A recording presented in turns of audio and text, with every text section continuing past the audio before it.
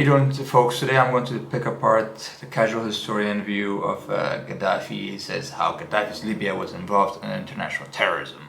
Alright, check it out. But Gaddafi would use its oil wealth to reach beyond its natural limitations and become a sponsor of terrorist activity around the world. State-sponsored terrorism is mainly the instrument of dictators with ambitions far in excess of their power base. Libya is an extreme example, but for its investment in terrorism, it would be not much more important than Mauritania or the Yemens. Gaddafi is still only a minor troublemaker, isolated among the Arabs, distrusted and kept at a distance even by those who support him at the United Nations or take his money. Over the course of the 1970s and 80s, Gaddafi would build a global network of anti-American, anti-Western, and anti-Zionist militants, which one journalist dubbed an empire of terror. Gaddafi was involved directly or indirectly in terrorist activity, violent conflict, or political agitation on every continent except Antarctica. I, however, am still suspicious of the Antarctic Liberation Front. Goddamn penguins. Let's start this tour on his home continent of Africa. As decolonization swept across Africa after the Second World War, plenty of opportunities for leftist and Islamist agitation made themselves available, and Colonel Gaddafi was into both of those things. Elections in South Africa in 1948 led to the National Party taking power, who began implementing the apartheid system that the international community would come to condemn. But at this time, South Africa didn't just control South Africa. Since World War I, they had been occupying Southwest Africa, modern-day Namibia, a former German colony that was made into a League of Nations mandate, which South Africa was given authority over. And until 1990, they basically treated it as though it were part of South Africa. This became a serious issue after the 1948 election, because South Africa would enforce its apartheid laws inside of Southwest Africa as well, which had an even smaller white population than South Africa had. Native resistance would eventually coalesce as the Southwest Africa People's Organization, or SWAPO, in 1960. Their goal was independence for Southwest Africa, which would, in turn, end the apartheid policies forced on them by South Africa. Members of SWAPO would receive training in guerrilla warfare in Libya, along. And this is a bad thing. How so? Empire of terror. I mean, like, he's helping people get liberated. I mean, like, for example, when we helped, Europeans get liberated from Nazi Germany, did we say we were supporting terrorism? Like the partisans? I mean, the partisans are terrorists, yeah? For example, or when France supported, US to get liberated from British rule, was that terrorism? No, it wasn't. So what is going on here? Bullshit. Yeah, with receiving funds and arms, which is how most of Gaddafi's terror network would operate. Related to SWAPO's efforts would be Makhonto Wesizwe, the militant arm of the African National Congress, founded by Nelson Mandela in 1961 after the Sharperville massacre.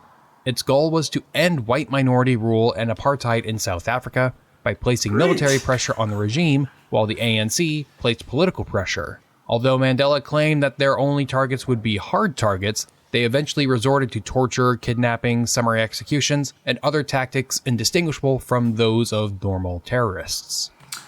Listen, man, guy, fuck you. Number one, go check out the Vakplas and Prime Evil, the guy that, they threw people from helicopters into the ocean.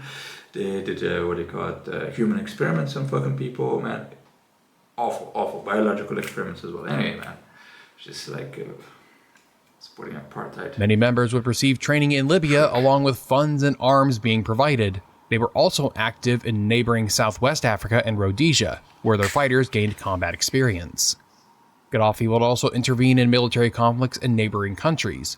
In Chad's civil war, the Gaddafi regime provided arms and funds to Frelonat. Its involvement in Chad got so deep that uniformed Libyan troops would intervene in the conflict, and at one point a political union between Chad and Libya was agreed to by the Frelonat government and Gaddafi, though no other country recognized it, and the Libyans eventually had to retreat from Chad in the late 1980s. Libya was also accused of fomenting ethnic. At the same time, the USA was supporting an even brutal dictator at the bottom, alright? So fuck you. Anyway. The French too, I think. And Islamist tensions in both Niger and Nigeria. These accusations eventually led Senegal, Gambia, and Ghana to all break off relations with Gaddafi. Libya's support for terrorism and interventions into civil wars didn't end in the 1980s, as Gaddafi was a vocal supporter of Charles Taylor and the National Patriotic Front in the Liberian Civil War, providing funds. Bullshit. Alright, number one, Charles Taylor was an American boy, alright? He was supported and helped by the Americans. Training, and arms. He would And also be I think, supportive. he had, what do you call it, a business deal with, what's that, 700 Club guy, Pat something. Anyway. Of the Revolutionary United Front in neighboring Sierra Leone. Came in. Anyway, you get the gist. Gaddafi supported IRA, Gaddafi supported this group, that group. I don't support all of the groups he supported, but most of them were freedom fighters fighting against colonialism and other bullcrap. Now, so they call him the leader of terrorism and etc. Empire of terror. How many fucking murderers do we support it? Okay, now let's see. MEK, Mujahideen-e-Khalq. This is USA's empire of terror, which is, believe me, much more vast, and it doesn't even encompass all of them here. So Mujahideen-e-Khalq is an Iranian ultra-right-wing fanatical group, and here John Bolton praising them. Is a viable opposition to the rule of the Ayatollahs, and that opposition is centered in this room today. Months before he became President Trump's national security advisor, John Bolton spoke at the annual gathering of an Iranian dissident group known as the Mujahideen-e-Khalq, or the MEK. The behavior and the objectives of the regime are not going to change. And all right, Mujahideen-e-Khalq. The Mujahideen, most of them became what you call it, either the Taliban or, as this guy shows over here, I think that's the Haqqani network. I think that's Jalaluddin Haqqani with Zalmay Khalilzad. I think even then he was at foreign secretary or something. Yeah, but that was a long time ago. But yeah, he was still under Obama. Anyway, Zalmay Khalilzad. No, that's Zalmay Khalilzad. Jalaluddin Haqqani, leader of the Haqqani network. That's him over there, and that's our boy President Reagan, as you can see there. The Contras, out of good friends of America. Drug dealing murderers, rapists, and etc. There's them over there with their guns. Okay. Supported paramilitary groups in Guatemala to help into the genocide of Policía Militar Ambulante, and the genocide of ethnic, indigenous people in Guatemala. Alright. This Contras, Augusto Pinochet, another brutal dictator. I would say so, a terrorist, overthrew the democratically elected, Chilean government and put in place a ruthless dictator that did sexual tortures and a whole lot of bad stuff, man. Anyway. The Syrian terrorist, Al-Qaeda. Welcome back to the News Hub here at WSJ Live. I'm Simon Constable. The CIA is moving weapons in a bid to arm Syrian rebels as the US plan to aid Assad's foes takes shape. Here. Alright. Jonas Savimbi, another brutal dictator. And I think he didn't even rule the country, but yeah, he was, I think, Swappo. Here's him with our boy Ronald Reagan again. Operation Paperclip. Fucking Nazis. Other people that genocided people. And our best friend, Jewish people too. So, one of our best friends. So, the state of Israel and Jewish people. So, here we go. Operation Paperclip. He even supported the genocide on actual Nazis. Actually, these are not even neo-Nazis, actual Nazis.